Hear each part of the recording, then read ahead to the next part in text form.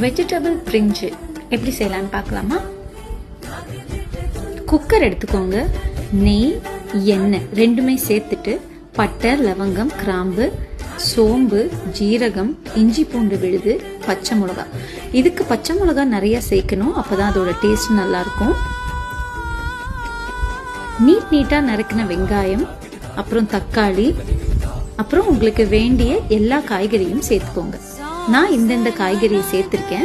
உங்களுக்கு எது வேணுமோ சேர்த்துட்டு 1 கப் அரிசிக்கு 1.5 கப் தண்ணி சேர்க்கணும். அந்த வகையில தேங்காய் பாலும் சேர்க்கணும். ஸோ 1.5 கப்ல தேங்காய் பால் எவ்வளோ சேர்க்கணும்னு நீங்களே பார்த்துக்கோங்க.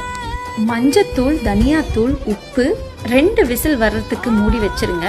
சைட்ல பிரெட்டை பாதி பாதியா கட் பண்ணி எண்ணெயில வறுத்து அதுக்குள்ள மிக்ஸ் பண்ணி சர்வ் பண்ணா வெஜிடபிள் பிரிஞ்சி ரெடி. ட்ரை பண்ணி பாருங்க. டாடா.